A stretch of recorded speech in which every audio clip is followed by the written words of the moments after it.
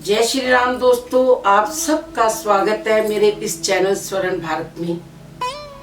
इतना तो आप सब जानते हैं कि मनुष्य की सबसे बड़ी संपत्ति होती है उसका चरित्र, कैरेक्टर, और यही उसका होता है सबसे बड़ा धर्म।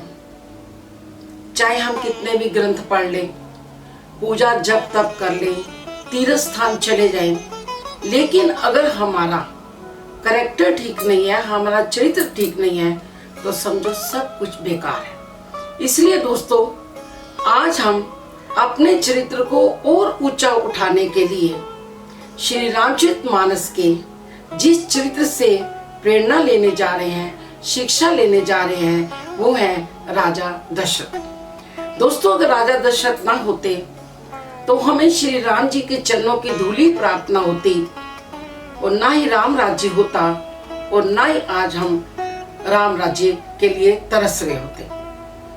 आइए दोस्तों, पहले हम जाने कि राजा दशरथ के जन्म के बारे में और उनका नाम दशरथ क्यों रखा गया। इसके बारे में एक छोटी सी मैं आपको कहानी सुनाती हूँ। राजा दशरथ के पिता थे राजा अज। उन्होंने एक बार महायज्ञ करवाया, और महायज्ञ करवाने के बाद जब वो ब्राह्मण को दक्षिणा देने लगे तो दोस्तों, उस ब्राह्मण ने दक्षिणा लेने से मना कर दिया, और उसने कहा कि राजन, ये सब प्रजा का दिया हुआ है, मैं तो वही दक्षिणा में लूंगा जो आपके हाथों की किर्त कमाई होगी। उस समय राजा ने विचार किया और उससे एक दिन की मोहलत मांगी, और दोपहर के बाद वो वेश बदल कर जंगल की ओर चले गए। अब यहाँ कुछ कथाकारों का कहना है कि उन्होंने लकड़ियां बीनकर पैसा कमाया, कुछ का कहना है लुहार के यहाँ काम किया, एनी हो कुछ भी किया, उन्होंने अपनी मेहनत की कमाई की, और उनको उनकी मेहनत का पता है कितना मिला पैसा, मात्र 1 टका। और दोस्तों, भोर होते ही वो ब्राह्मण के घर चले गए ताकि प्रजा में ये बात पता न चल जाए कि राजा ने ये कार्य किया है। जब वो ब्राह्मण के घर गए तो ब्राह्मण जो थे वो नदी पर स्नान करने गए हुए थे, तो उन्होंने ब्राह्मणी को वो टका दे दिया। अब जब ब्राह्मण आए तो ब्राह्मणी ने बड़ा ही क्रोध किया कि इतने बड़े राजा, इतने बड़े धनवान व्यक्ति, और आपको दक्षिणा में मात्र 1 टका देकर गए हैं। और उसने 1 टके को गुस्से से लेकर दूर जमीन पर पटक दिया। अब ब्राह्मण लालची तो था नहीं, संतोषजनक था। उसने विचारा कि इतनी मेहनत की कमाई और धरती पर चली जाए, ये अच्छी बात नहीं है। अब ब्राह्मण ने क्या किया, दूर जाकर उस टके को खोजने के लिए जमीन खोदनी शुरू कर दी। और दोस्तों, जैसे जैसे उसने जमीन खोदी, उसमें से एक सोने का रत्न निकला। 1 2 3 करते करते 9 रत्न निकले, और 10वें रथ पर एक बालक बैठा भी आया। अब उस ब्राह्मण ने सोचा कि ये तो राजा की संपत्ति है और राजा को ही सौंप देनी चाहिए। तब ब्राह्मण उस बालक को लेकर राजा अज के पास गया और उन्हें सारी बात बताकर उस बालक को उन्हें सौंप दिया। अब राजा उस बालक को लेकर बड़े प्रसन्न हुए और उसे अपने हृदय से लगा लिया और अपना उसको बेटा मान लिया। इस प्रकार से उस बालक का जन्म हुआ। दोस्तों, अब राजा ने कहा कि इस बालक का नामकरण भी कर दीजिए। अब ब्राह्मण बोला कि क्योंकि ये 10वें रथ पर हमें मिला है, इसलिए इसका नाम हम दशरथ रखते हैं। दूसरा कारण, ये जो बालक है बड़ा होकर अपने 10 इंद्रियों पर अपने स्वयं से काबू कर पाएगा, इसलिए भी इसका नाम दशरथ रखते हैं। और तीसरा, ये 10 दिशाओं में अपना रथ चलाने के योग्य होगा, जबकि आमतौर पर 8 दिशाओं के योग होते हैं, तब भी इसका नाम दशरथ रखते हैं। यहाँ आकर इन 3 कारणों से इनका नाम दशरथ रख दिया गया। दोस्तों, चक्रवर्ती राजा तो ये थे ही। कई बार इन्होंने युद्ध में खुद जाकर असुरों को परास्त किया। दोस्तों, मात्र 18 वर्ष की आयु में इन्होंने दक्षिण कौशल पर अपना अधिकार जमा लिया, जिसकी राजधानी थी अयोध्या, और वहां के नरेश बन गए थे। बुद्धिमत्ता देखिए।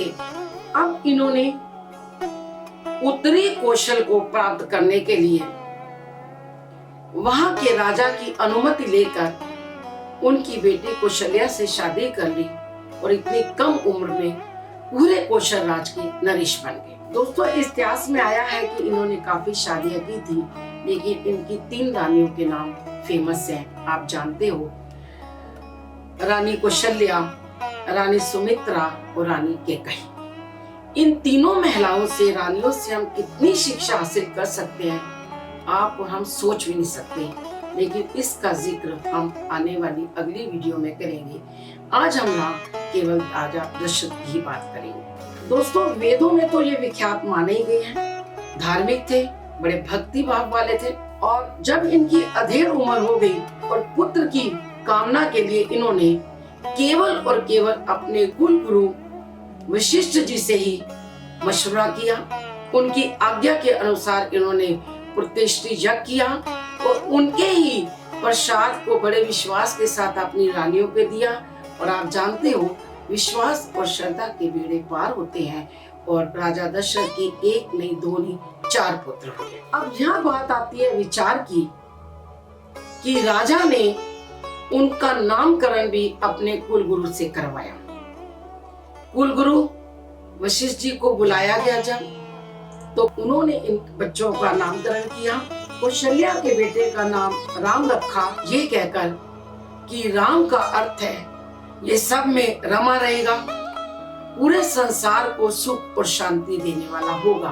कैकेयी के पुत्र का नाम रखा भट्ट, कि ये पूरे विश्व में भरण पोषण करने वाला होगा। सुमित्रा के एक बेटे का नाम लक्ष्मण रखा, क्योंकि ये शुभ गुणों से, शुभ लक्षणों से भरा हुआ है और विश्व का और राम का आधार होगा।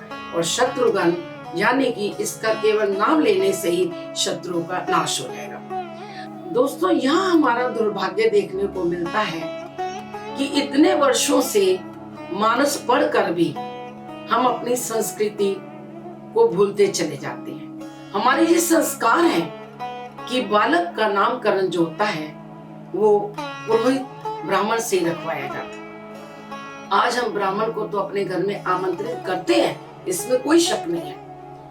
हम नामकरण नहीं करवाते हैं, हम उस ब्राह्मण से केवल और केवल एक अक्षर निकलवाते हैं। और आप जानते हो कि किसी भी ग्रंथ का प्रथम अक्षर नामकरण के लिए लिया जाता है।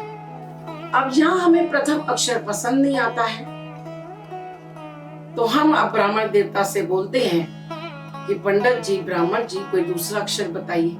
अब यहाँ ब्राह्मण समझ जाता है कि ये मूर्ख है, इनसे बात करना व्यर्थ है और अपना भी समय खराब करना है। तो अब यहाँ आकर हम लोगों ने क्या धारणा बना ली है कि प्रथम नहीं तो लास्ट वाला अक्षर ले लिया जाए।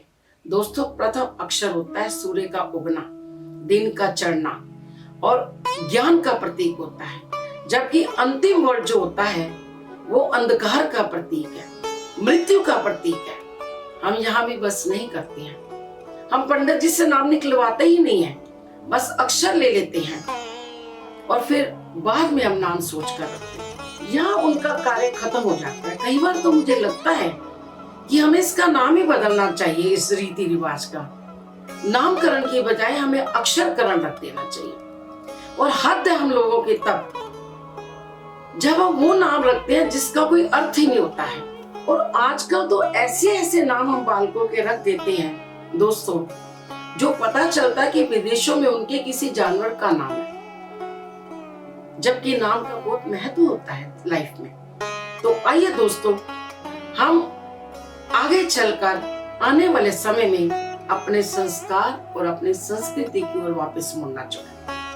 अब आगे देखिए कि राजा दशरथ ने चारों बालकों को भेजा गुरुकुल में पढ़ने के लिए। राजा थे तब भी उन्होंने कहा कि सभी बालकों के साथ एक समान शिक्षा हासिल करेंगे। वहां पर कोई भेदभाव नहीं रखा गया कि ये राजा के बालक है। सामान्य बालकों के साथ रहकर, प्रजा के साथ रहकर ये उस ज्ञान को हासिल करेंगे, तभी तो जीना सीखेंगे जिंदगी में। ये हमसे बड़ी भूल है आज कि हम एक छोटी सी पदवी पर भी पहुंचते हैं तो अपने बालकों को दूसरों के साथ तुलना करके इतना अहम उनमें भर देते हैं इतना अहंकार बच्चों में आ जाता है कि कई बार हमारे बालक ऐसी गलती कर जाते हैं ये सोचे हुए कि हमारे माता पिता हमें बचा लेंगे, लेकिन होता ऐसा नहीं है।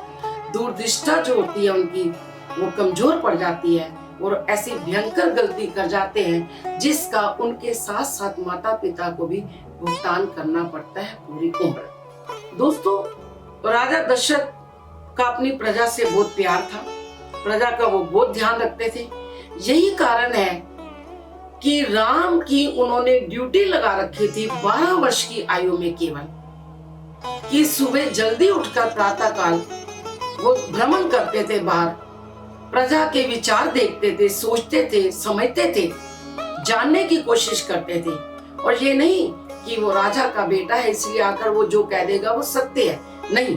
उस सारे जो उनके पॉइंट्स होते थे उनको अपने मंत्रियों के साथ डिस्कस करते थे और पूरे मंत्रिमंडल की सलाह से उस कार्य को किया जाता था। इसलिए शायद उनकी जो प्रजा थी वो सुखी थी, उनमें वैर द्वेष नहीं था, सत्य वाली थी, भक्ति वाली थी और हमेशा वो राजा दशरथ को ही अपना राजा देखना चाहती थी।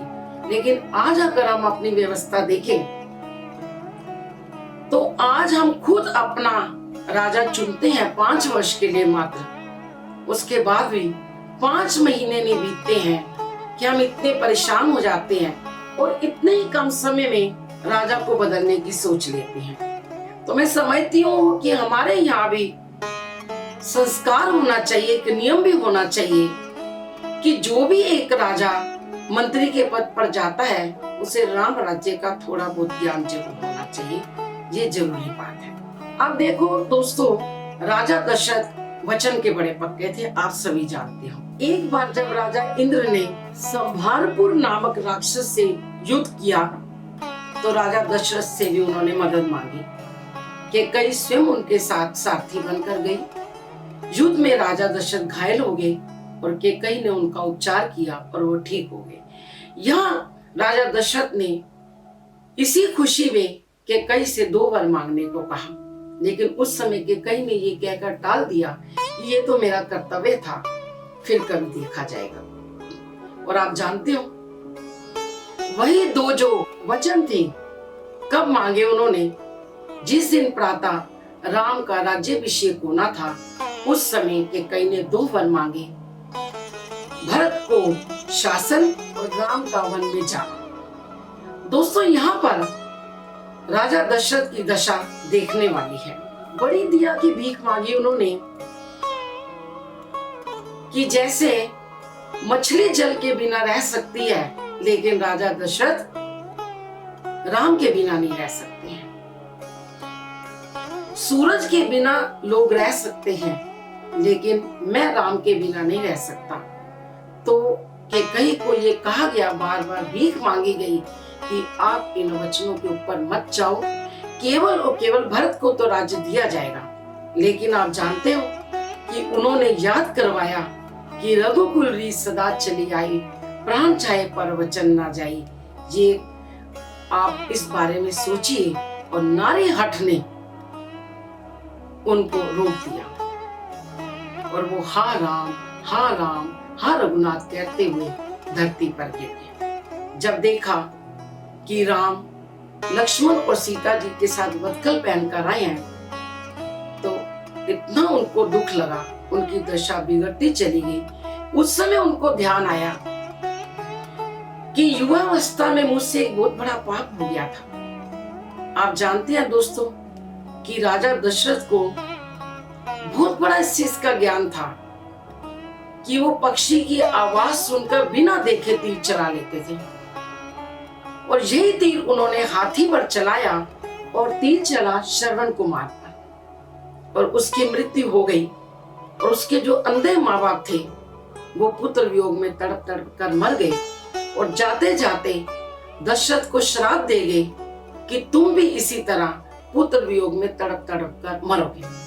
अब राजा दशरथ यहाँ बहुत बड़ी शिक्षा दे रहे हैं। सबसे पहली बात कि कभी भी किसी को कितनी भी प्रसन्नता हो फटाक से वचन देने की जरूरत नहीं है। हमें किसी को भी कोई वचन देना है तो सोच समझ कर देना चाहिए। हमें कितना भी किसी चीज का अनुभव हो, कॉन्फिडेंस हो, लेकिन ओवर कॉन्फिडेंस नहीं होना चाहिए। हमें दूरदृष्टा से देख समझ कर उसका कार्य को करना चाहिए। यहाँ ये इन्होंने 2 शिक्षा हमें जीवन के लिए बहुत बड़ी दी है। अब दोस्तों, राजा दशरथ मृत्यु शैया पर पहुंच गए हैं। जैसे ही राम जाते हैं, दशरथ अपने प्राण त्याग देते हैं। सबसे बड़ा जो आज का ज्ञान है, शिक्षा है, हम यहाँ लेना चाहेंगे कि पुत्र वियोग में, पुत्र के बिछुड़ते ही राजा दशरथ ने अपने प्राण त्याग दिए। आज हम हर पिता ये चाहता है कि उसका बेटा राम बने। बात भी सही है, लेकिन ये विचार करना होगा कि क्या हम दशरथ हैं? अगर हम दशरथ हैं, हम राम जैसा कैरेक्टर पैदा करेंगे, तभी तो हमारे बच्चे राम बनेंगे ना। आज की हम दशा देखें तो स्वयं एक पिता अपने पुत्र को अपने घर से, अपने सारे कारोबार से बिल्कुल बाहर निकाल देता है, बिना ये सोचे समझे कि उसके पास घर चलाने की कोई सुविधा भी है या नहीं। और यही बात नहीं खत्म होती है, बड़े प्रसन्न होते हैं। तो सोचने की बात यह है कि उस राम, उस दशरथ के साथ हम अपने आप को कैसे मिला सकते हैं। तो दोस्तों, आज हमें हर पिता को ये सोचना होगा कि आने वाला अगर हमें राम राज्य चाहिए, हम अपने बच्चे को राम रूप में देखना चाहते हैं, तो हमें दशरथ का कैरेक्टर जो प्ले करना पड़ेगा, तभी हम जो है राम को पैदा कर सकते हैं।